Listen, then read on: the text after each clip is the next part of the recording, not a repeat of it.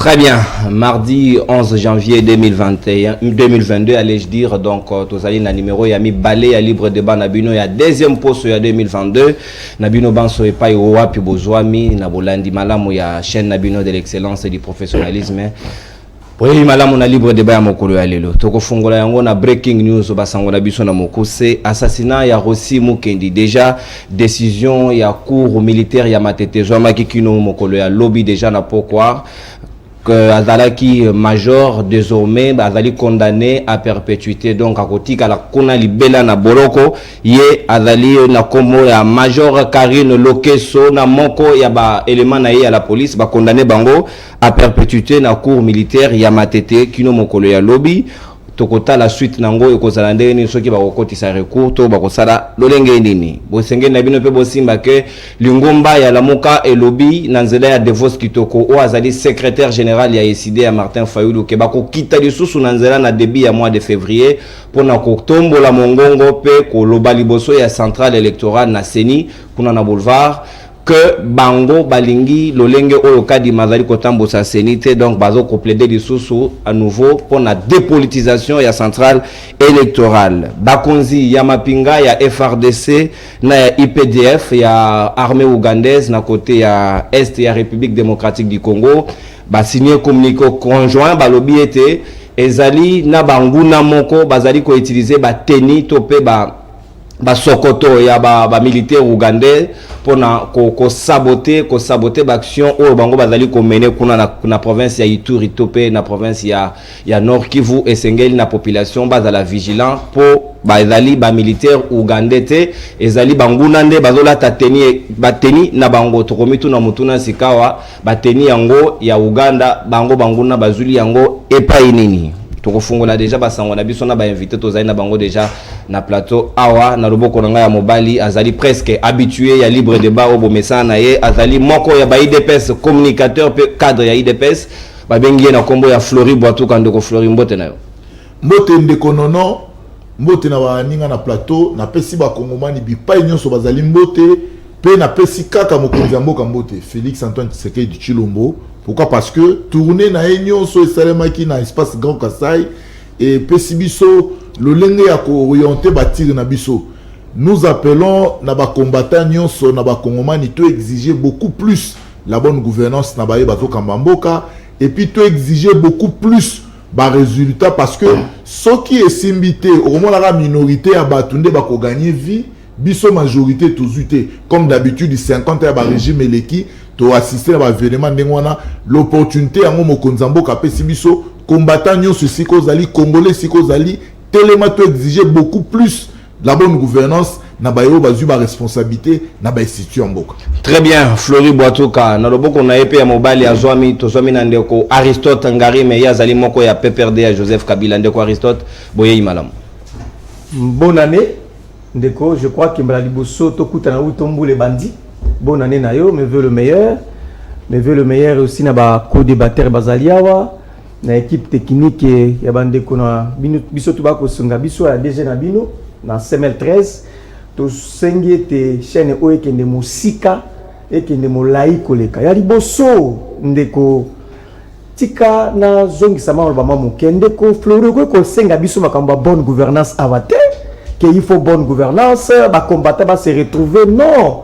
Ministre national à recherche à l'obi boye à l'obi bin ba ministre bazali autour ya Félix Tshisekedi bazali ba miyibi ministre national nommé par ordonnance aza en fonction à l'obi biso ba ministre tozali nzinga ndeko Félix Tshisekedi tozali ba miyibi na simbi mutu na lobi mon Dieu to komi wapi un ministre aza koloba penser que tozali ba muyibi et bongo biso to sala bango sous confiance mais esengela ki na procureur rapusa na obepene pene na ye on a ba il se pourrait qu'azali na ba élément mo ko cha ba biso le yela na yibi ni ye oya ya yibaki no ayebisa biso oya yibaki asa zomisi yango et puis ba l'état ayebisa biso pe ba ninga na ye baza pembe na politique c'est que ba yibi wana parce que sur le ministre national on lui fait confiance. Il a dit que ba ministre bazana autour représente ce que ayebisa biso atangela biso ministre wa Ibaki azumo sur le bon donc il a pris confiance ndeko Flori ko la biso à terre il n'y en aura pas la bonne gouvernance quand un ministre dit que tout ça ba miyibi c'est grave. Donc, nous avions dit et nous avons répété encore une fois que PPRD, bakambaki bokonzia solo, tolingaki bato bakoya sima na biso basala malamu koleka biso. Tolingaki ba exceller na ba indice. Indice de développement humain. Ba exceller na bokamba bonne gouvernance, mais ce n'est pas ça. Le PPRD se rend compte aujourd'hui que le ministre Alobi toza ba miyibi. Ministre Alobi bazaba miyibi na ye moko y compris na kati. Wana information de ko Aristote Ngari Mende ayeli biso yango na tongo ya lelo. Na loboko na nga mwasi na swami na ndeko Owen Bosenge, ndeko Owen mbote na yo zali ya rasop. En tout cas, c'est un grand plaisir et puis privilège ndengo ya mbingai. Donc, nous avons éprouvé une haute considération de l'émission Libre Débat, na professionnalisme où il caractérise Kayango. Je pense que Batbaolanda Bisonanda Kubakoza l'a servi. Je m'en vais que saluer Bako débatteur à un plateau. Mais, Nandenge a biscuit kaka, Nalingaki na senga avec le respect au Tozoko pesa na chef de l'État. Ce qui a occupé soutenir son initiative autosuie à lutter contre la mauvaise gouvernance, c'est-à-dire les lots Moïbi et Makasi et puis ils ont beaucoup plus na autour na. Est-ce que Moïbi on est bandaka là tu es IDPS né? Excusez mon frère, ils ont question un principe à redevabilité. Ceux qui Moïbi bandaka la mutoza na mandat les lots ils ont IDPS. Tulubite Moïbe bandi lelo. Alors à partir du mandat naé, c'est tous qui empathisons. Et on était par exemple ndeko alobi na ndeko Flori que no botika ko sabiso non. Combat to bunda wezap marambo yi depes nananité. Combat o tozo bunda lelo, peuple congolais nyonso azo souffrir nango. C'est pourquoi nous demandons au chef de l'État à taper sur table pour depuis le début, depuis à continuer à pouvoir scandale na scandale Moïbi na Moïbi. En tout cas, ce que y projet moko boyeza ki bani basa musala boy. En tout cas, zela na suka nango koyoka ki bayiba imbongo. C'est pourquoi ça nous inquiète. Aujourd'hui, ils ont inquiété, courant des esprits. Alors, tout seigneur, le chef de l'État, il doit frapper sur la table pour nous, faisant la carte actif. Depuis le président Félix, faisant la carte à pouvoir, en tout cas, rien ne va. Moïbi na Moïbi et tout consort, Mboka Moutatongarango, il est mon côté. Mais il a une équipe, c'est qu'on appelle régime. Alors, régime Mango et Félix, il y a un scandale. Or, le peuple congolais, a constaté, c'est comme si tout ça, la perte de temps dans le régime. Ah, on est allé fort de coup de gueule. Tozali Penandeko, le père Kubangila, Oaye, pour la première fois dans le libre débat, Uta et Banda. Ndeko, le père Kubangila, Boye Malam. Merci Mingi, Ndeko Nono, Pena Pesio Matondi pour l'invitation. Yo Zali Moko, ya Iner, parti des nationalistes révolutionnaires. Oui, Nazali révolutionnaire. Et d'abord, on a participé à la première révolutionnaire de la République démocratique du Congo à la personne de Maître Pascal Nyembo Muyumba. Parce que face à cette situation actuelle, ce que vous allez révolutionnaire, c'est que Mboka est bongate. Dans ce pays-là, parce que les IDPS sont comme révolutionnaire.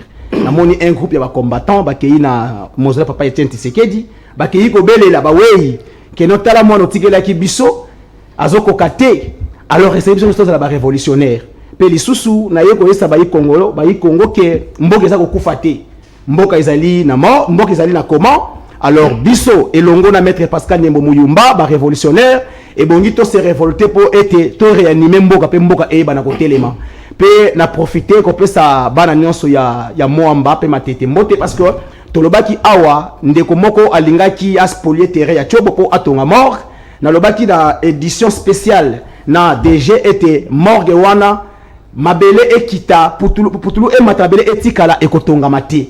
Pe elongo na conseil des jeunes communal ya matete to organiser qui marche et les lots ba travaux ezali suspendus yango na pesi longonia pour être ba matetois ba matetoise ba se révolta qui pour que eteni mokote ya mabele na bango etekama et pe kana lolenge wana biso nyonso ba congolais lelo ndenge ndeko fesa lobi ete mboka ezali ya kokufa mais biso ba oyo tozali na makoki ya kosetusa mboka oyo tokotelema elongo na ba révolution nyonso pour que tozongisa Congo esika oyo elongi et ebongi yango eza. Merci le père Kubangila. Présentation des corps ezali planté libre débat le lot toko démarrer on a ba sujet mibale ya iboso ezali ete toko beta lisolo na sima ya condamnation ya perpétuité ya major Karine Lokeso est-ce que sengeli na ba oyo batikali na ba service à sécurité to pe ba pulusu ba kamata leçon pour na ba yeba ke monduki o ba pesi bango et sengeli na ngo ba sécuriser population na biloko na bango mais sengeli na bango te ba tuer sur population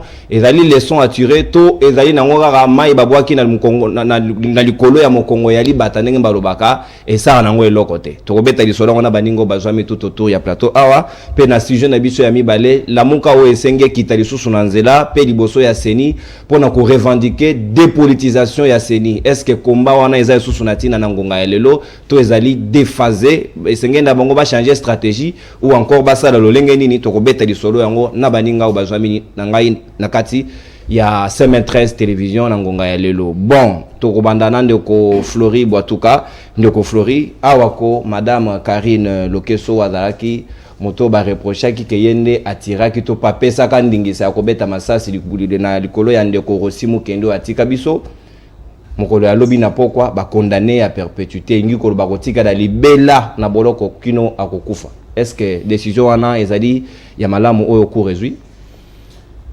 Et merci ndeko Nono na banza lobi ta on alanda ki procès na lobi solo to komisikoyo na oyo to bengaka état de droit to ezali ba acte o ezali ko matérialiser état de droit boyebi soko tali ndeko Karine Soda wana lolendo arrogance na tango wana makambo wana esalemaki. Je me rappelle na tango yo ndeko Rosimu Kendo akufaki nazalaka na loko ya la police lobi nango elandi parce que na yaki na moninga na ngai moko oyo natanga na ye na UPEN azali pe na personnalité munene na kati ya police azoyebisanga lobi Flori il fallait qu'il y ata bado moko boya kufa il fallait qu'il y ata bado moko ata mutu moko ayebani te mais un assistant moto ayebani garçon je le connais bien et police a comment écouter mayele ndenge nini ya gérer situation wana tala arrogance bandeko bakenaki parce que ils allaient pe mode il y a gestion na bango parce qu'il faut que semer terreur pour na empêcher motonyo soit ko luka ko revendiquer il faut que luka moyen moko ya ko kanga batu munoko c'était ça la logique ndeko Rossi ala muninga baluka na ba forme belé ba pesi ba mbongo ba lobi netika soit pour na mbongo pour na vie na yo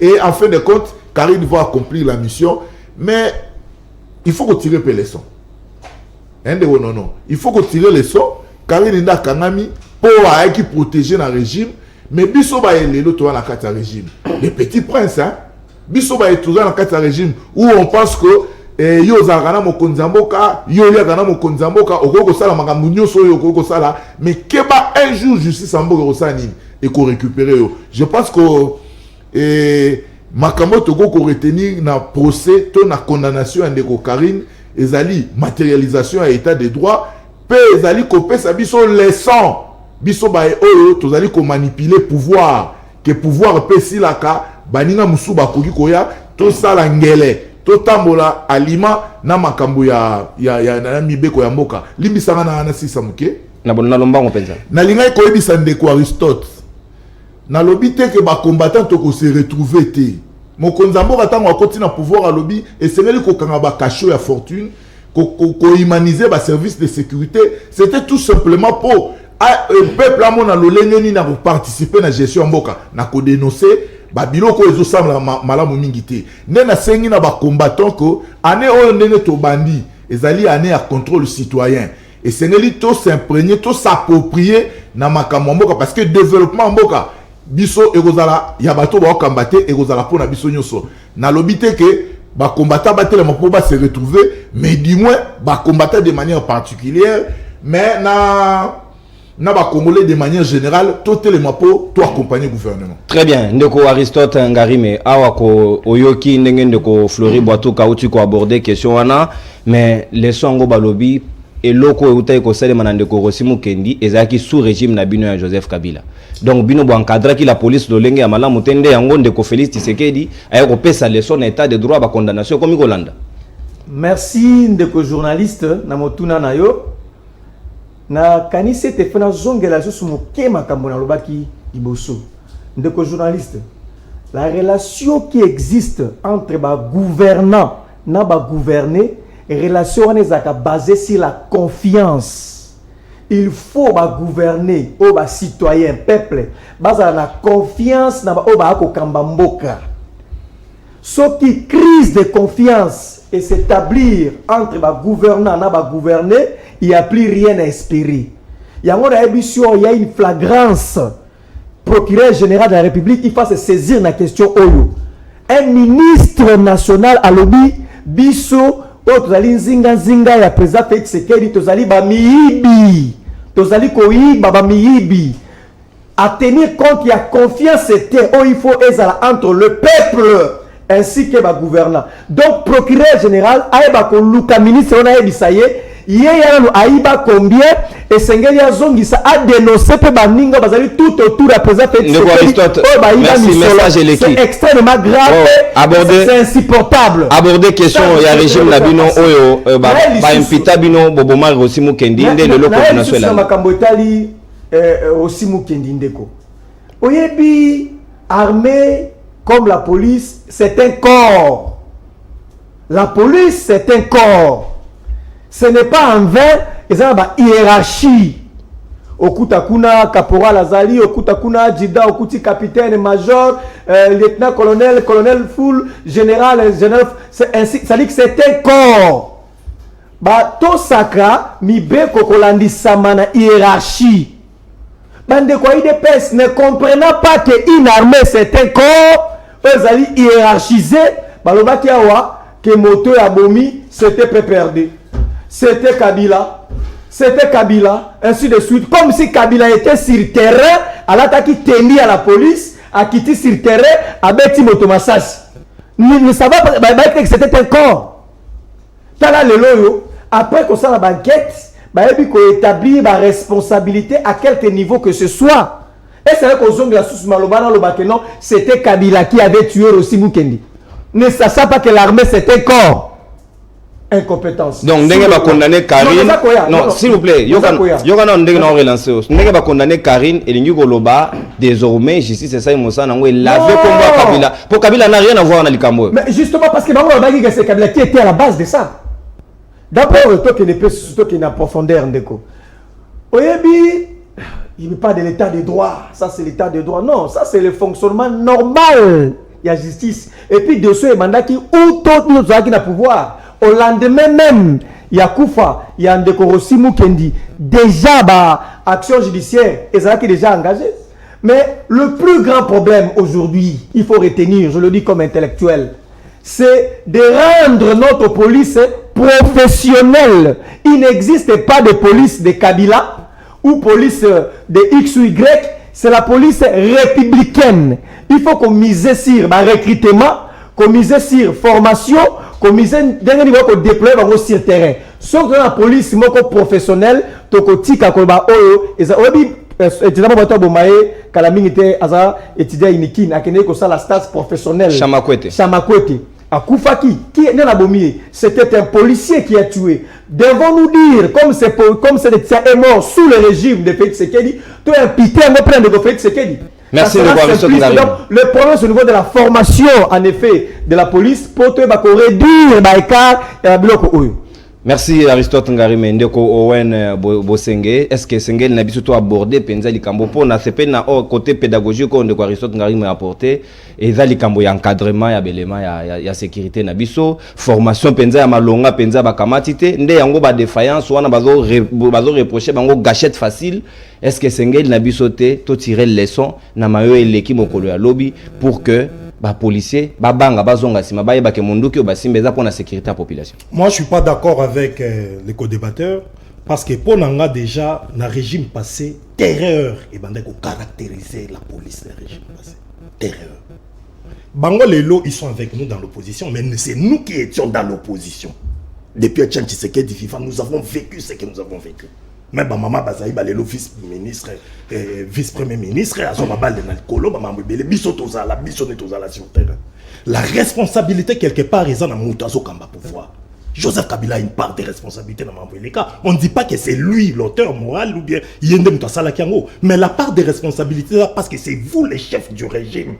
Il faut qu'on ait comment orienter les services au travail. Reconnaissant qu'il y a aussi des bavures, ce qu'on appelle des bavures policières, et mais le caractère, il y a terreur, où est caractériser la police, qui n'est pas un acte singulier, où est habituellement, c'était le système du régime passé à Joseph Kabila, comment qui va allier la IDPS.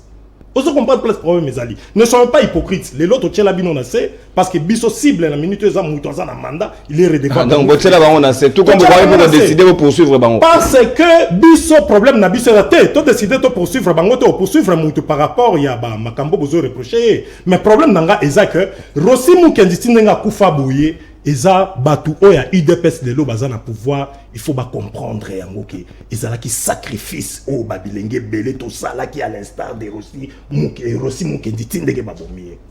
Rossi Mukendi bizarrement na ba air bat ba osambisa batu, non que Karine a comme déjà Rossi azo bengi na Kombo. C'est comme si Rossi était ciblé. Nga avant na bana quand on Rossi babomai par hasard. Que ba les autres kana ki diba. Mais master ya Rossi, aloba pena Karine bana ko benga ye Rossi. Peut-être que c'était une mission pour nous aussi. J'encourage la justice. Nandenge sali pour nous sanctionner mutu oyo. Ba monya za na part ya responsabilité donna ordre ya Babomar aussi. Mais j'aurais souhaité ba kende plus loin. Karine ordre ya zoaki pour Babomar aussi ou take panan. Allons plus loin. Parce que il faut tout l'andango. Karine tinenga ye akiti muto ba on a ko benga so scotch so na ni policier wana police a lobi Karine alba na ngana tikala. Abina bango batikala. Akena 6 éléments. Til boso église ya lo ba ko maïkunate. Mais Karine a commis il appelait aussi par son nom. Ndelo ko biso tozoloba. Awa toza mon frère du PPRD, Bino Toki Kopé Sara, excusez, permettez-moi les termes, nous vous respectons dans le sens que pays et à pays, même Bisso les lois, continue à pouvoir l'obitoleki, Mboke continue à s'engager la baninga. Mais ne cherchez pas à vous blanchir dans le sens à votre époque tout était bien, non. Bino époque na Bino, vous aviez la part et la responsabilité, la terreur, et caractérise la police, le service à renseignement dans ma en tout cas, nous sommes contentés parce que ce sont des amis de notre génération qu'on a lutté ensemble. Rossi a été tué par le régime passé. Alors le chef du régime passé c'était Joseph Kabila. Né dans sens où on a biso na lingomba ya opposition to bana ko loba Kabila. Mais to yeba ke Kabila te mutabeta ke masasi. Ndenge moko lelo tozo senga nde Rossi chimanga babo makiye.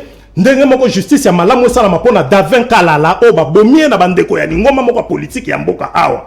Ce qui justice ya solo. Nde banani lingomba. Mais bandeko ya IDPS. Bande quoi IDPS. Non, IDPS peut comme Obama. Maintenant, na yebisio j'étais présent. Tous à qui présent Tito Outi Kunda na Rompoengaba, Tito comme la partie il y a 10e rue, nous avons été menacés. Aux yeux il y a la police à Zomonango. Baboma d'avant quand la retour n'a biso matin failli la sisi koloba na première rue. C'est ce que nous sommes en train de dire. Je propose minimum il y a respect dans le plateau quand on parle quelqu'un parle que tu sois d'accord ou pas que tu as monté. Merci. C'est ce que j'étais en train de dire. La justice a continué, même pour Makambu. Il y a là. En tout cas, je chute par là. Merci bien, Ndoko Owen Bosenge. Un peu de calme na plateau. Merci beaucoup. Na précision na YOPC tout à l'heure. Ndoko, na moni le père Kubangi la Zoseka. Na EBTS que yo zaina solution mususu na mayo baninga ba ko déplorer. Merci beaucoup, Ndeko Nono. Et ça linga passe ko yo kande konanga Flori. Kolobake asengi na ba combattants na ba congolais nyons non. Le pays ne pas l'IDPS ndenge bolobake no ezali pyramide renversée. Le pays doit être géré par un garant de la nation. Vous savez qui biso a to komesana. Oui, to komi komesana ba détournement, to komi komesana na ba malversation financière, to komi komesana ba nyos tozo mona lelo. So zo senga ba congolais été ba yeba na ko accompagner boni. Non, le président de la République doit être responsable. Et ça, on n'a pas si l'élo parce que non, n'a qui l'opposition. N'a mieux placé la Robert Alistole à Rossi Mukendi jour. Non. J'ai dit à l'époque là, maintenant je suis révolutionnaire. Parce que la révolution n'a pas une couleur. Il dépasse le qui a révolté. Dans les 31 combattants, na base de refleurer bien malamu. Baboya qui était conteneur ya biloko oyo mama mata no pesa ba combattant et la kokaba na kabuya te pe na kabundi te. Pourquoi? Parce que ba yeba qui était soki kabundi to pe kabuya akaboli biloko wana bakozo yango te ne refera za présent mama mata a telemi conteneur et telemi azo kaboli ba combattant soso na loso baboyi kabuya na kabundi. Est-ce que vous imaginez ce qui est un parti présidentiel La population a retiré confiance dans les dirigeants. Mais il n'y a surtout cause de la partie. Pour dire que non, côté Kuna, il est comme une coquille vide. Alors, ndeko, la police, l'armée, c'est un corps. Non, mon frère. Ndeko aussi a Koufi, Nazala Saint-Benoît. Jour où on a na Koufa. Karine, c'est vrai, Nazali d'accord avec la condamnation, mais Nazali d'accord pété. Pourquoi? Karine a commis, Nazali présent. Yo mona Karine. Karine a commis pendant que Tozo Bimisa Rossi. Rossi a vu Massas. Mais Malobana ils ont contredit de voilà. Non, mais je te dis, moi j'étais présent. Moi j'étais présent. Tu peux demander à Fiston Moukoko, tu peux demander à Olenga, il dit DPS, mon frère Fleury les connaît. Nazala qui présent à Saint-Benoît. Juste au Outi Matete, Rossi a Outi Ngaba, Toye. Hermès et Sili, Tozo Bima, Ndemubulu et Bandi. Le quoi déjà, mode de personnes qui est noté, bakoki ko franchir té, massage c'est bandi, ndé aussi a vu massage. Et pour personne tombo qui tombe ni jeep ya Karine et Yekouya. Nassima. Donc Karine a une intervention. S'il vous plaît de le père. Comme Karine a une intervention, bakoki peut condamner mutu injustement. Voilà. Ah, c'est une photo éclairée opinion. Voilà. Yom tozaki sur place. Est-ce que ordre wana et daka na commandant musu azaka sur place oh bah peut-être ba juge ba yebagité. D'abord, Karine azala qui chargeait opération. Il y a mot en bas, j'espère. Mais hormis ce commandant de l'opération, il y avait un commandant de la ville. Voilà. Il y avait un ministre de l'Intérieur provincial. Oyo, Abanda qui copait sa ordre pour gagner ça. Parce que Karine ne pouvait pas agir. Moi, j'étais là. Parce que Karine a tchanga ma traque électrique dans Nzoto. Elle m'a arrêté plus d'une fois. Mais pour la condamnation, on pouvait bien qui accusait Karine, mais Karine n'était pas présente. Acte Salemaki. Ayaki Koya bien après. Nazal d'accord que nous va condamner, commentaire qui crime wana. Mais Karine Azalaki, c'est vrai, c'est elle qui était chargée de l'opération, mais il y a Yaki Nassima. C'est pas lui, c'est pas elle plutôt qui a tué Sir Rossi, et c'est pas elle qui a donné l'ordre. Biso Ertoye, on m'a dit peut-être la télévision, après ces témoignages pour qu'on pleure. Mais Biso Tozala qui présent, ce que tout ni, bah combattant nous sur la IDPS, bah il dit les pères Koubangi là très bien, parce que merci de citer, s'il vous plaît. Voilà. Alors, nous avons coquille qu'on dédonne bah nous avons un PPRDT, parce que au moins lobby, bah ça qui bah arrogant. Maintenant arrogance ou on nous avons un IDPS. Mes chers frères, bah le baka tout coule, tout passe, rien ne demeure. Pouvoir et yaka pouvoir et kendaka. Donc nous devons laisser libre opinion la batunion sur la qu'on s'exprimer, payer pour revendiquer ba droit na yango. Tozo mona awa na ba marche union sur comment est-ce que la police n'a même pas motocycliste. Papa na mboka nini o ekomi que non police a comme à travailler en connivence na ba motocycliste. Donc ça dit que non ceux qui posent azoya ba motocycliste ba kangi ba ngai moko. J'ai failli être agressé. Merci de le père Kubangila. Awa ko ndeko ba yomoko yoki a Fleury boatu ka ndenge ba déplorer tout autour ya plateau. Est-ce que l'état de droit ngo yo bois keli ba fleur ezali ko condamner na ba innocent bon d'état de droit na lobi na yo ndeko nono tolandi procès biso nyonso to mona ba procès cavalier na mboko ba kanyo lelo non na poko ba condamner yo 10 ans 15 ans ne tu vois pas exemple moko mais na pas exemple il y avait na ngana ni Fangiongo il y a aussi flagrance là j'ai ko mulumba ça dit que au moni bateau ya PPRD so qui ba telemaka bobi to telemi na bango to sana bango débat non ezali pona mokonzi mboka Félix Antoine Tshisekedi mukolo ba programmer ba résultat na 10e rue alobi bo considérer Kabila lokola partenaire d'alternance nde tchana se nde yango Kabunda lobaka moto ya kofinga Kabila c'est que alandoki soko pesinga vidéo wana na kondima ngala na mona vidéo wana te na yoka ngote soko pesinga nde na kondima na yoka kandi bino bolobaka wana ndeko nde pai wapi bakongomani ebele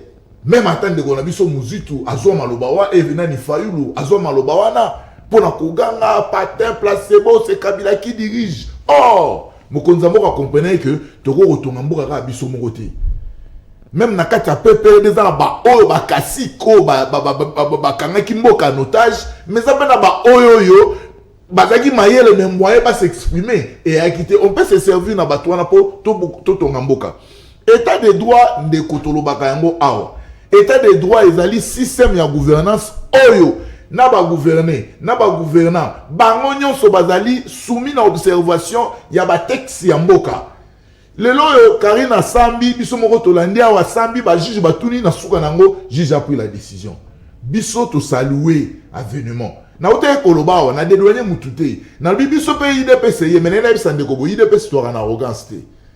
Ah bon? Confusion la bino ezalini. Lorsque biso to défendre eloko bolingi biso to défendre etende ko non. Bango balingi soki bolobi lukuta. Non, bango bazana intolérance. Bien évidemment, bango baza soki bakose l'IDPS makambo bango balingi biso to lobaka iyo eza ya solo te. IDPS ezali parti ya tolérance. D'ailleurs, so moni au sein de l'UDPS.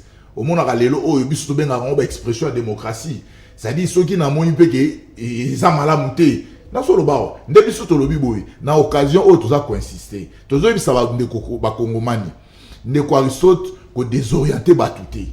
Le ministre a lobby que Bazaba Miibi a reconnaître que Baba Miibi. Mais il doit démissionner. S'il vous plaît. Toza ba Kongomani, toza na ba mère sur nabiso. Ce qu'on a dit ba propos ya ministre ezali kaka respect oyoyo ba dirigeant ba komi nango vis-à-vis ba diriger. Parce que c'est au moins le problème to komi nango ezali nini. Au croit ko accéder te gestion mboka ezali ke lo moko boya batu. Il y a des 3-4 individus. Mais les gens aussi, les dirigeants vont comprendre que mon konzambo a pécibi soit accès. Tout le monde peut dénoncer le régime. Tout le monde peut dénoncer. Parce que ceux qui vont dénoncer, tu écoutes dans le développement. Les gens qui sortent, ils se rendent compte que Mboga Yangote, Makambasala Kizaya, Nazana Ndegonanga Moko, Azalaki protocole, il y a présent à l'Assemblée nationale, Nani Obeminako. Mon frère, jour, tu as asphalté. Nani nzela ya sayo na programme ya 100 jours. Chité, faut la deuxième thème, 1 minute. Est-ce que pour Kaba kuna mabulu ya sayo singele ka fachaya? Mais ils ont fait des années sayo wana zakaka mabulu bakunda ka yangote. C'est-à-dire les gens ici ne dirigeaient pas les pays. Batu o ya PPRD na batu FCC bango FCC ko tepo FCC sami avant l'élection. PPRD na baninga na nyonso, batu na ba diriger mboka te. Bazaki na ba humeur na bango, baki na système na bango toye ko déboulonner yango. Et puis, sur le Taliban, biso to banda régime ndeko. Au moment où il y a débat, c'est comment on sait le régime na biso. Opposé acte, Aristote na TV, dans l'article tel, n'a pas de défendre l'article tel, mais avant ça n'existe IDPS ndeko Aristote ngari mais IDPS na débat ba texte état de droit, texte au Salimbeba ba rappeler infraction ndé yango et parti na bango ba respecter la texte. Est-ce que fonction ya président AI ezara na statut IDPS? Bango non, baza ko respecter yango te AI ezala.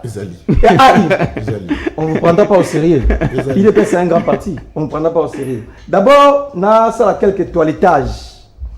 Na balaye toute confusion autour du premier sujet. Premier élément. Moi, j'étais proche il y a Rossi Mukendi. Je vous révèle, c'est mon camarade de G1 à L2. Il me connaît, je le connais. Mastaranga antique. Na éthique na fandi na moni wana to ya ndengeni azaki maître karaté à notre sportif, je le connais. Et quand on va projeter c'est trop dire parce que tu passais na télé au sable au PPD aussi ne pouvait pas être proche na yo. On va projeter merci ye batangi na ye 5 ans batangi d'abord bon boza baninga poursuivre de voir histoire. Une relation ça dépend d'une personne à une autre. C'est que je vous dis ici, combien de fois moi j'ai eu des coups de téléphone à Rossi na kiti na plateau. Allô mon cher ndengeni na oto landa yo. Combien de fois tu fais na séance de solanga na yi? Ça dépend. Il a dans le ballon parce qu'il y a des choses qui de quoi Aristote. Je les connais. Personne n'a connu Awa que il aimait trop, il portait trop ces derniers. Moi j'étais son camarade. Donc tu dis un truc ensemble. Et je les connaissais très bien. Et puis il ne faut pas aussi avoir des dents plus élancées que la bouche. Franchement, je vous dis très honnêtement, il ne représentait pas un grand danger pour l'éliminer physiquement. Et mes choses en lingala. En fait, Azak représentait un grand danger. Le cola, ceux qui rebellent, Morobo, Simba qui arme, à ceux qui rébellion, Tolo, Morobo. Non, il ne représentait pas un grand danger. Pour le régime. Non, pour dire que le régime voulait coûte que coûte en finir avec ces derniers. Il ne représentait pas un grand danger. Je vous dis que c'est mon collègue, Nathan déjà un L2. Il peut être témoin. Je connais Assali, manifestation à sport, il y a un Assali, je le connais. Donc ce Bakanela qui est Yongaroye Bakongo soufflé. Il ne représentait pas un grand danger. Il ne faut pas avoir des dents plus élancées que la bouche. Et puis, troisième élément. Il a un élément de plus ici. que quelqu'un dit ici que Karine, il y a ce qu'on appelle les témoins oculaires. Ça veut dire que Moutou Monaki Likambo. Quand vous n'y étiez pas là, il faut le état intellectuel exige que la fausseté. Il dit que quand Karine avait Rossi comme s'il était là. Alors il y a un témoin oculaire ici.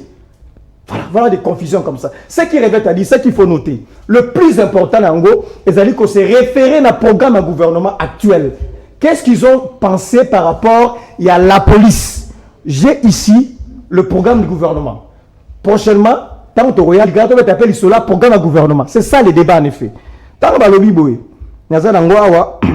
na axe 3, réforme du secteur réforme du secteur sécuritaire. Balobi boy, humaniser les services de renseignement et les rendre davantage capables d'anticiper et de prévenir tout événement. Appliquer effectivement à l'endroit de tous les agents des services de sécurité la loi érigeant les tortures et autres traitements cruels, inhumains et dégradants en infraction autonome et non plus comme simple circonstance aggravante des autres infractions. Il y en a ici, Babi. Mettre à jour le plan de réforme des forces armées de la police nationale et adapter les lois de programmation militaire et policière afin d'en sortir un plan de référence. Une nation, une armée, une police assortie d'un budget conséquent. Je parle nous sommes ça limité en termes de réforme. Pour vous dire que le vrai problème, monsieur, calmez-vous. S'il vous plaît. On n'est pas sous le bois. Le vrai problème ici, monsieur, c'est qu'on appliquer dispositions et dans le programme à gouvernement. On n'aura plus de dérapage dans la police. Parce qu'ils ont prévu un programme. Ce qui va jouer à Mokane na Tangelu Awa, bâti en œuvre, va réduire. Donc le problème, ce n'est pas.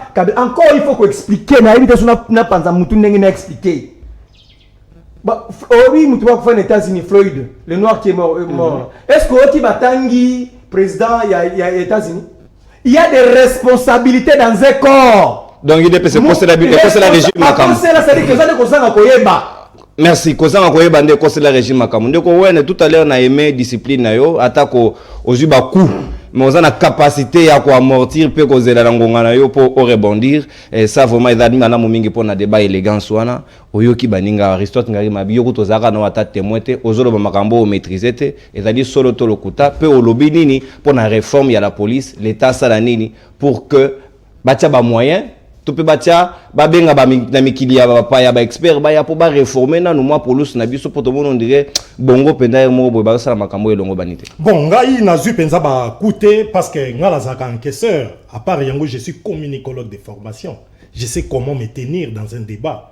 Il y a un senti écart dans le langage na ngai ba respect mutuel c'est comme s'il était là, c'est pas élégant. Dans le plateau il faut tout respecter les uns les autres et contredire mais tchanga la place nga.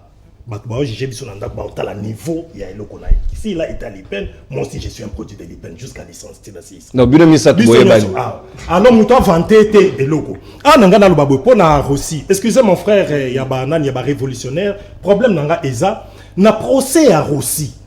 La Cour a comme qui obligé à recourir na obabenga nouvelle technologie de l'information de la communication, c'est-à-dire à recourir à image sur terrain. Ba kende ko zo ba image sur terrain en place événement les cas qui juge à koki ko banda ko sambisa par rapport à témoignage na explication à image ndenge les cas sur terrain. Ba tika ka pena ko ba ke ba kititi na terrain. Ba kiti sur terrain. Moi je parle sur base ya obiso tozolo dans la procès na télévision. Karine a expliqué na ki na équipe nanga tout imsa ki jipe aw.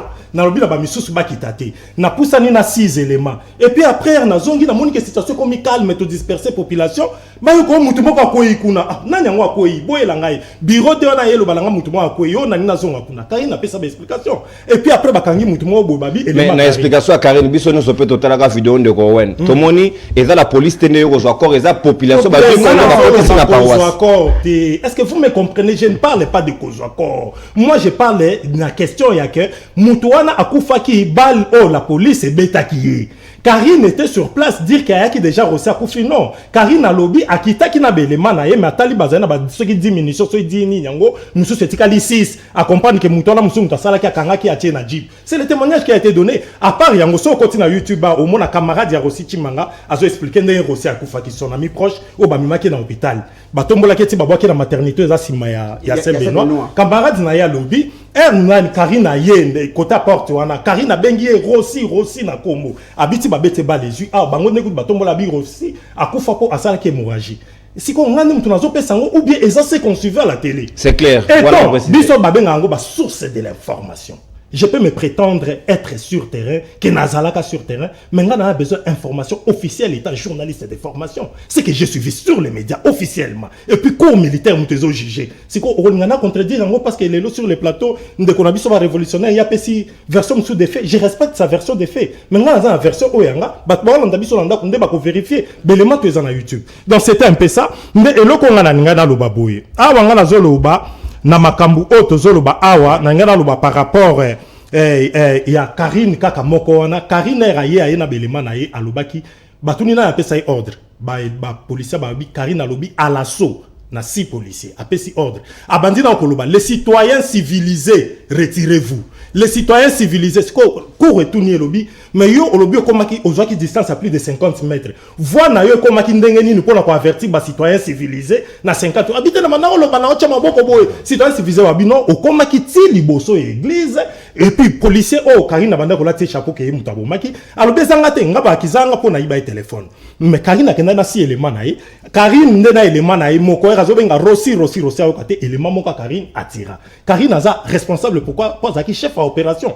Moi j'ai pas dit que Karine Mutaboma il faut qu'on y ait bakoloba nous avons appris à parler on se comprend c'est un peu ça merci. Très bien, il a appris à parler binomo boyo ki clairvoyance na ndenge ya placer bamo ndekolo père Kubangila oyebi a ozoloba wa procureur ya cour azoyo kayo akokipe ko benga yo oya ko apporter ba élément oyo ozana ngo pour lobe ozaki témoin oculaire na mayo eleki wana bosiko au regard ya procès ngo monele ngo et la justice nde salemi to eza ba innocent nde ba condamné ba ndeko non nalina baselo ko moko omoni herba mesi zo salema et to tambo elona ba papa ba sango ezalaki biso bata ba église de réveil to ko ya liboso ya paroisse tozozela ceux qui sango asilisi misa na ye ya zobima donc basango bazalaki ceinture ya liboso bino siko bozo accompagner basango tango biso to komi na Saint-Benoît na lobi bien nazo dédouaner Karine té c'est une dame azali na comportement barbare to yé to telemi na kati ya cour ya paroisse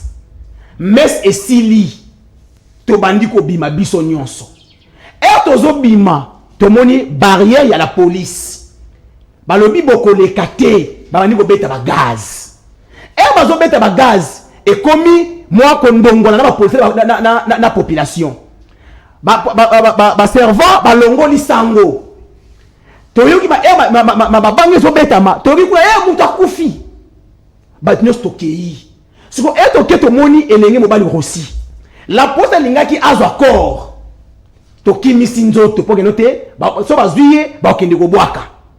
Mais Major Karine akufaki sur place ou donc en hôpital non era kwei alors ça hémorragie ba to sortir avec na mapema mukie akufaki sur place té sikoyo la pose yé monika ngé mutakufi babanga et consort to moni jeep yé na ba jofali baniko ça ma Karine akiti lisusu na kata jeep wana tant que Karine akiti la police ndenge ko ngala débandade to sani to panzani to kimi et loko ngai nazoloba. Oui, on pouvait bien condamner, mais il faut condamner Moutou Oyo à Bomaki. S'il y avait l'ordre, mais l'ordre est où la carinité, et soit il faut qu'on pousse bouchon plus loin encore. Parce que Karine n'est que chargé, il y a opération, il y a mot en bas. Mais moi, il y avait presque partout. Qui avait donné l'ordre? Il y a Karine qui est né de la place Ouana. Pour la citer quelque part, il y a le logo Moro, il y a respecté le texte. Mais ça, il n'y a pas si. Na moni leti oyo ndeko Augustin Kabuya akomi po suspendre Bilomba. Aucune disposition statutaire. D'abord, comment le secrétaire général AI okoki ko suspendre membre ya comité directeur? Ça qui va entendre yé. Mais est-ce que Yossio Tanga déjà statut à IDPS na règlement d'ordre intérieur na bon? Non. Ba statut nous sommes dans la partie presque ezali et modèle universel. Ezali te keno elo omoko oyo e bimi na sama ba bimisi yango te pe membre du comité directeur avant de suspendre yé. Mais non, d'abord boyo kaye. Pe comité directeur est se réunir et puis que note boye ko lever option ya ko suspendre yé. Pe comment ko suspendre mutu à telle disposition statutaire exacte. Mais là tu l'as suspendu sur base de quoi? Merci. On est constant na yo pour na texte na respect ba texte pour na IDPS. Première thématique to uti kosi sango sikasika to koleka na mayo etali lamuka na activité bazo ko annoncer pour na début février balobi bakozala bango nyonso liboso ya seni pour na ko revendiquer dépolitisation ya seni pour lolengo ndeko kadima ko memela makambo bango balobi ba sepeli tende yango de vos kitoko bimi na silence na yena mokolo alelo a dénoncer yango pe azo ko benga ba partenaire na bango nyonso ya opposition PPRD y compris na bango nyonso kuna na ebite soki na lamuka ya Moïse Katumbi nani ensemble ya Moïse Katumbi bakokende ko rejoindre bango na komba wana. Est-ce que lelo ndeko Aristote Ngari me na ko banda obena yo lisolo oyo ya mibale bozali d'accord na démarche oyo lamuka azo amorcer déjà pour na début février bozonga suna nzela batumsu ba mituni motuna est-ce que komba ngo wana ya dépolitisation ya seni eza disukulu ya kalate et si inspiré déjà? Merci ndeko journaliste.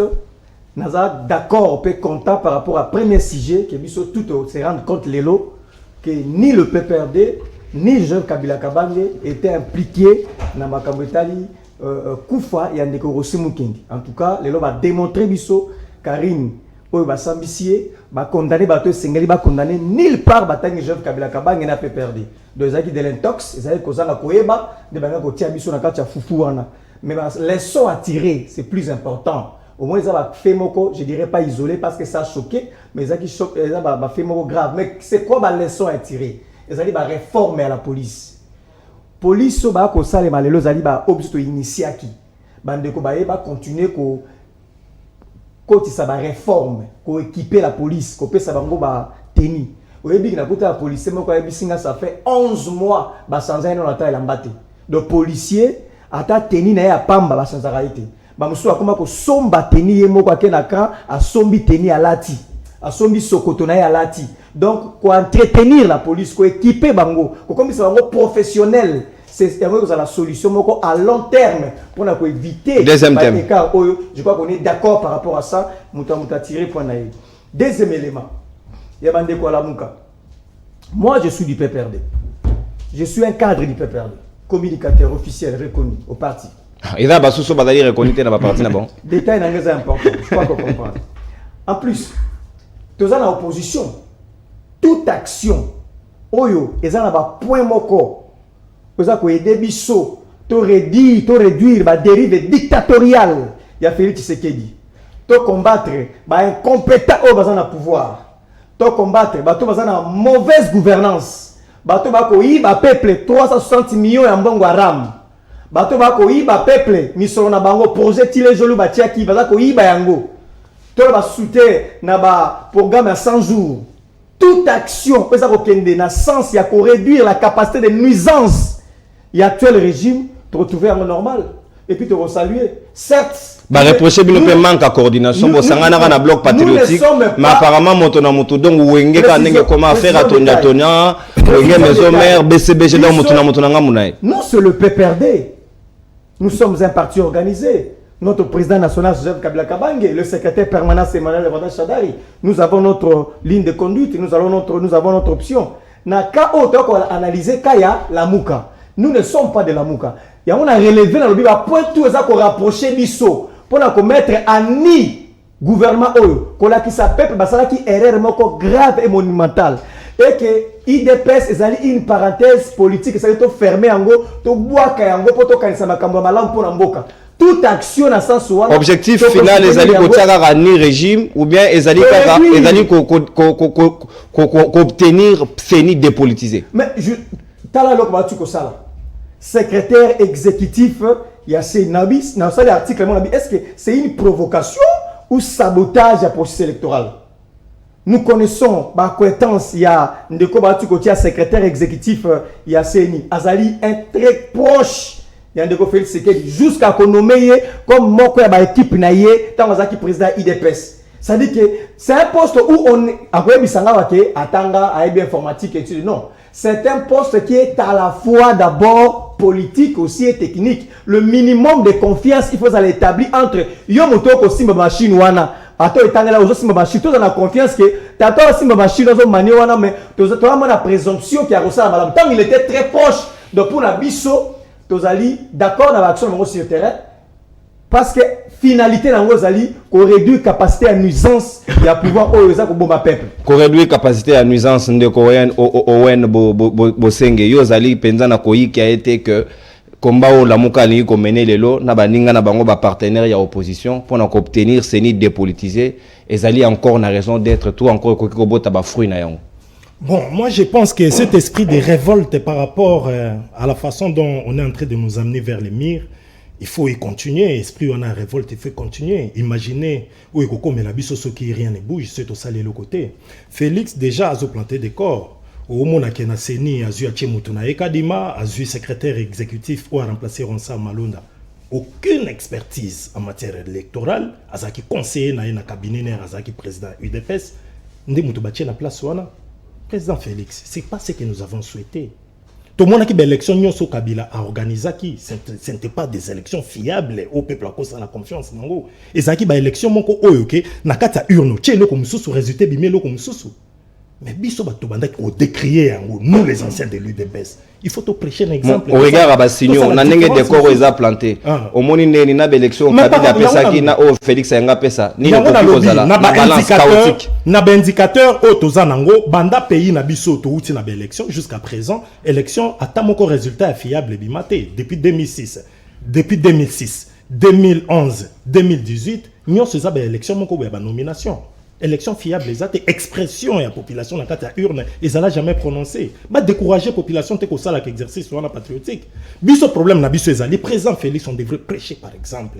Na zo ebate o lukamanda muso suppose ça na ngoni ni pendant qu'il y a liboso échec est grave. Donc atika. D'où problème ezala qui il faut organiser les biso. On est présent Félix hein. Il fallait qu'il organise les biso élection moko boye ya malamu o sala ki congolais à côté kala na Félix libela na moto. Il n'a pas besoin de deux mandats. Nga na place à Félix, je n'ai pas besoin de deux mandats. Président Félix a sali ba promesse.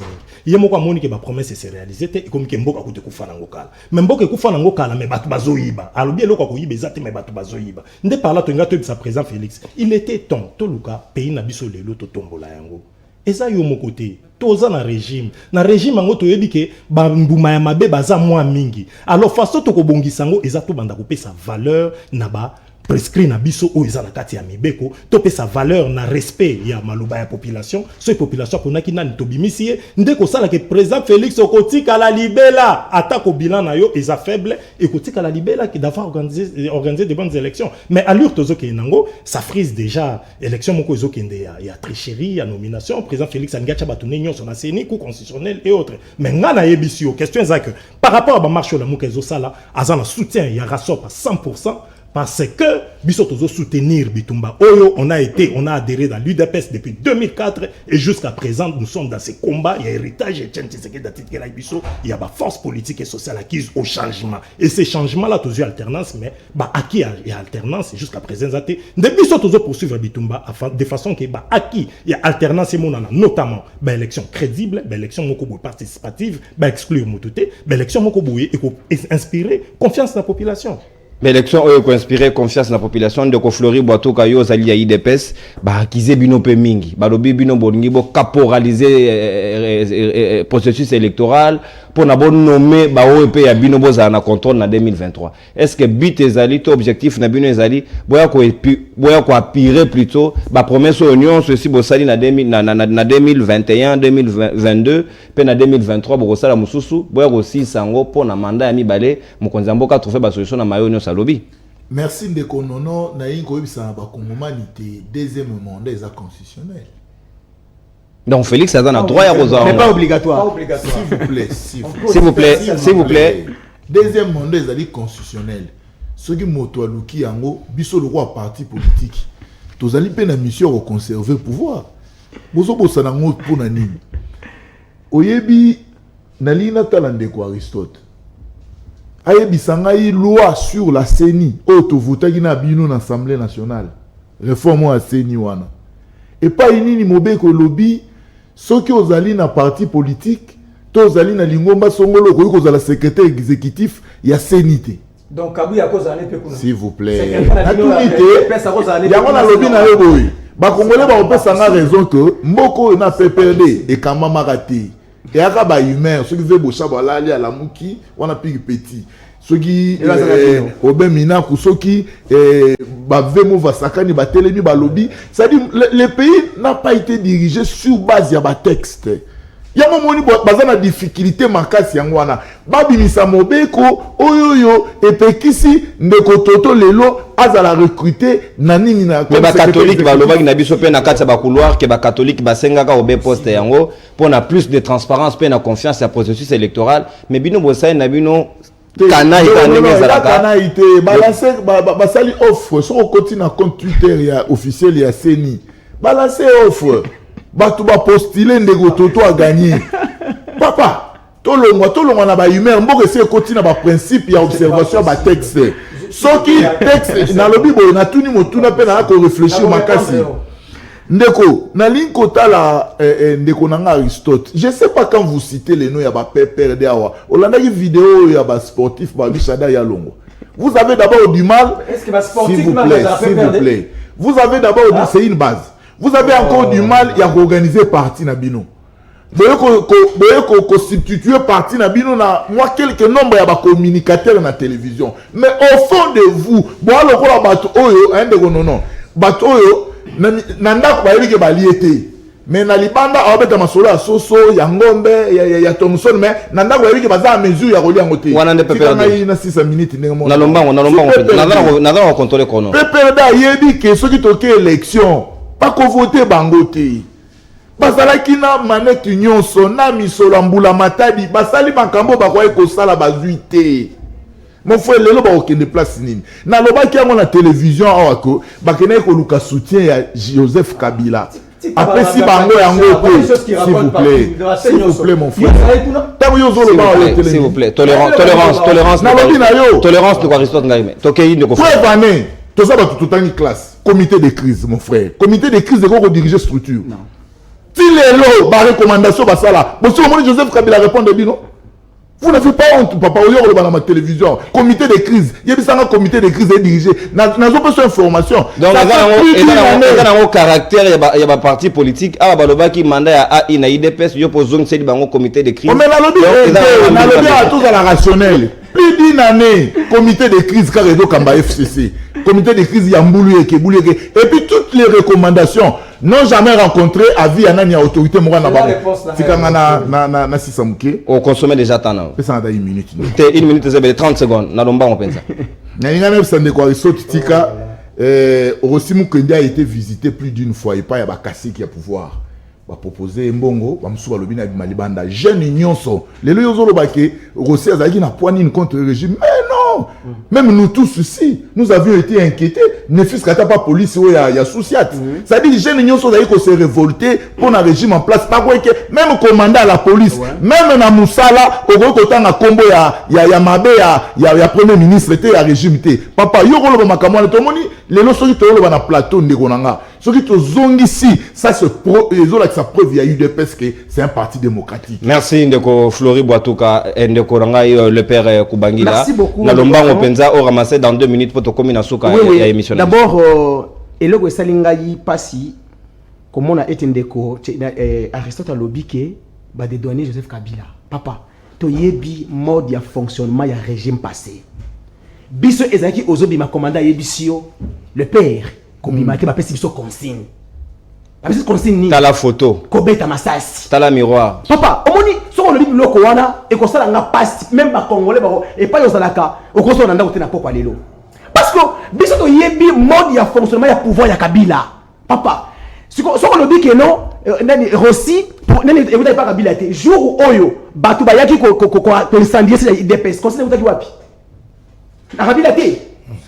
Papa, totika. Mais wana et bon ya ba vandaliser ki o ya PPRD à na sendo et dakina na pesa. Ya PPRD ezalaki peuple. Non, en plein jour.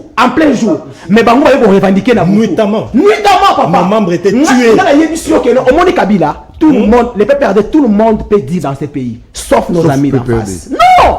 Ngai na so que batangai matraque électrique na ndoto mobimba. Et pas Karine. Et pas les policiers à Kabila à l'époque. Ah, il y a Karine Souté. La police républicaine. Mon cher, je te dis, Pierre John Lumbi, fille membre du PPRD. Et tous ces gens-là, mon cher. John, Je vous il ai était posé militaire. Membre du PPRD. C'est compatible. Mon cher, Un général membre de PPRD. la police S'il vous plaît, s'il vous plaît, s'il vous plaît, s'il vous plaît. S'il vous plaît, Pour revenir, Nalingana Yeba, oui, bah connaît Karine. Est-ce que, parce que n'a qui infraction à l'île, violation à consigne. Est-ce que violation à consigne, peine d'ango est allée en perpétuité? Non, quelque part, il faudrait Toyeba, oui, bah qu'on condamner. Mais bah le dit, non, ils ont pour la violation à consigne. Est-ce que violation à consigne, n'a droit pénal congolaise, peine d'ango est allée en perpétuité? Ça, c'est une question que nous devons nous poser. Même là, on va condamner qui? Oui, on peut bien la condamner, mais est-ce qu'il faut être en perpétuité? Pour la marche à la Mouka, oui, c'est des droits. J'ai été étudiant, Nazara qui toujours resté parier. Mais ceux qui les ont le plus de dénoncer qui lobby les bandits fleuris. Tout ça là marche. Je n'ai pas dit que non de fois j'ai dit choc. Jour où Martin fait la katana pantalon dans la police à Kabila dans le boulevard du 30 juin. Chabani a bien très bien chaque semaine. Tu m'as dit que pour la dépolitisation, il y a CENI. Au moins, il faudrait que nous ayons un pouvoir. Tant que tu aurais fait ça autrement. Mais ceux qui ont commis cohérité, non. Ça, ce n'est plus l'idée parce que moi, je connais Papa Etienne. Et je donne raison aux combattants. Papa Etienne a beaucoup de donc combat il y a la Moukana et Zaline a raison d'être. Oui, combat et Zaline a raison d'être. Pourquoi? Parce que la CENI, la commission d'État, c'est une commission d'appui à l'État. C'est une institution indépendante. Alors, on ne peut pas avoir un politique ou un pénal à Evra, na bureau ya Moutoumoko Boy. Papa ne c'est le lobby, ça y est quelque part, na la match. Quelqu'un me dit, ah, déjà président Azui Seni, Azui cour constitutionnel. Ayebi singa indeko. Yo kanisi ke no, kadi makoli ko tanga mutu mususu na so atangi tisekedité. Muso lobi ataka di matangi mutu mususu. O kanisi ke no kaluba ko tanga mutu mususu atanga tisekedité. Non, c'est pas ce que nous avons lutté mon cher Floré pendant 37 ans. Non, il faudrait les lots que non, ceux qui les lots auxquels il y a élection, que les meilleurs gagnent. Parce que le meilleur gagne, le père Koubangira. Pratique. Mais non, c'est déplorable. À quoi bon, toi sur l'opposition? Voilà, c'est déplorable. To comme Nasokaya libre de Banabisha Mokola Lelo, mot de la fin pratiquement. Mot de la fin et Ali Kaka. Nazaki un peu scandalé, choqué. De qu'on a le bina la kisae disposition la qui c'était de Kototo avec comme on a poste ou anate. Quelle réflexion? Toi qui n'a suite logique. Donc on peut aussi accepter les lots. Secrétaire général, il y a parti politique, la IDPS, à qui déplace à la secrétaire exécutive et à CENI. Parce que il y a raison pour laquelle. L'éligibilité, la CENI, le col à Longola et Ango, le ministère intérieur, la commission une institution d'appui à la démocratie, ça requiert le minimum de confiance entre le partenaire. Ce n'était pas en vain. C'est ce qu'il faut. Merci, s'il vous plaît, et dans le mot de la fin. Il peut perdre tout ça, tout ça. Mais monsieur, citez-moi un seul communicateur du PPRD dans la justice. Où sont les dans la justice? Jimmy Kitenge, à la justice. Merci de voir Merci de voir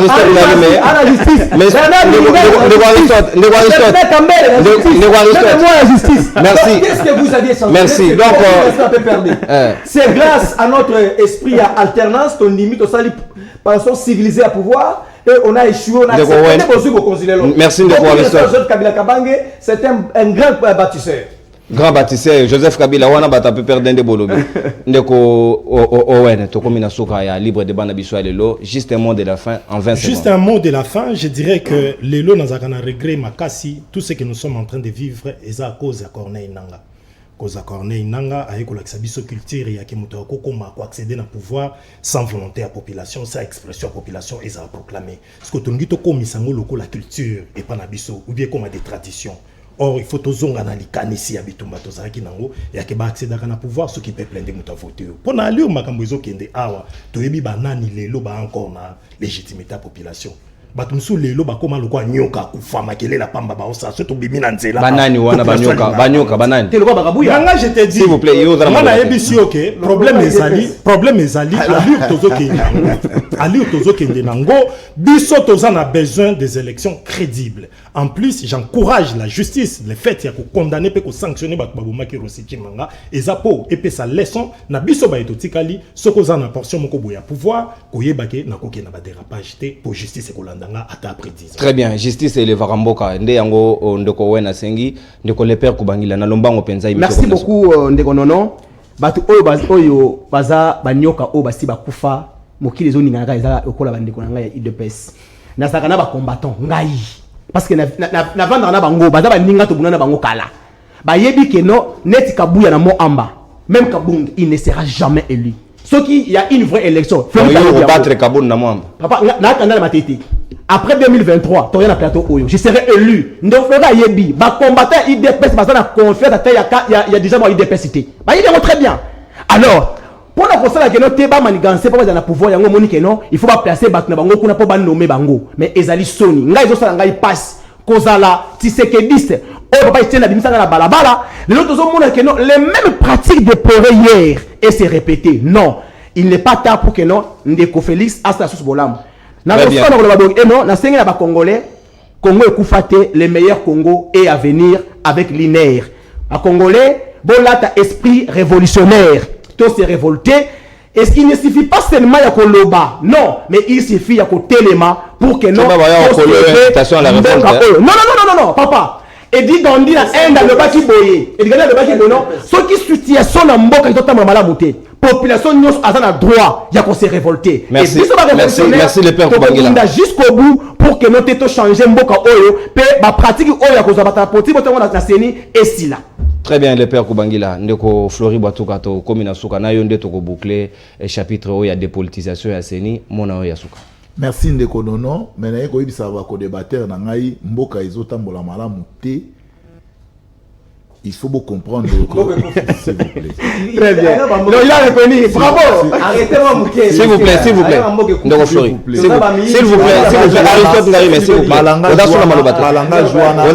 Balanga Joan est propre Yabino. Bana tout ça dit 3 ans. Micro n'a pas désactivé. Bana tout ça dit 3 ans à mandat. Moto adhéré na vision na Bino en azalité. Peuple bazo continue ko la confiance na Mokonzamboka Félix Antoine Tshisekedi Tshilombo et ba combattant batikali serein na parti na bango. Bazali ko continuer ko soutenir l'institution en Mboka mais na yiko si ça pour na koyebisa na ndeko Aristote faut landa ka information difficulté ko mina ngo ezali que banda bolongo na institution o qui peut sous Mboka te plan ya réforme il y a la police na armée ezali déjà adopté et tikali accompagnement ya ba misolo je crois que 2022 nous ezali repris na budget 2022 faut landa ka information et puis na lobby na yo que plan ya réforme ya la police na armée ezali déjà adopté et l'accompagnement va être fait na budget on est évité c'est faux et puis na liko ça le Aristote s'il vous plaît na ebiso que ko réduire IDPS na simple ko kabola soso na lo sauté ou ya otanga mokonzi ndeko Flori to comme na secrétaire général na kata makambo IDPS c'est un grand parti IDPS ezali parti o ezali dirigé au quotidien ba structure na on sali kotambola il y a pas mandat spécial 5 ans ndeko Flori mandat spécial 5 ans Aristote ndeko Jacques Akufela qui papa Kulutu naye responsable de la famille naye à partir en Mbujimai naza ko présenter ba sincère condoléances tozo partager douleur ya famille naye pour ndeko Jacques Dikou Kalonji. Très bien to présenter ba condoléances na biso na Jacques Dikou Kalonji toza de cœur na yo merci. Tokomina soka ndeko na ngai Bwatuka merci pour la participation. Combat ya Fayulu ezali na raison d'être na yango te parce que merci de Aristote Ngari mais pour la participation. Ministre ba miyibi oyo balobi to bango ba yibi na combien ministre alobi toza ba miyibi. Ndeko le père Kubangila merci. Non na sengi na ndeko Flori IDPS a organisé congrès parce que mandat on est le deux amoureux ba IDPS.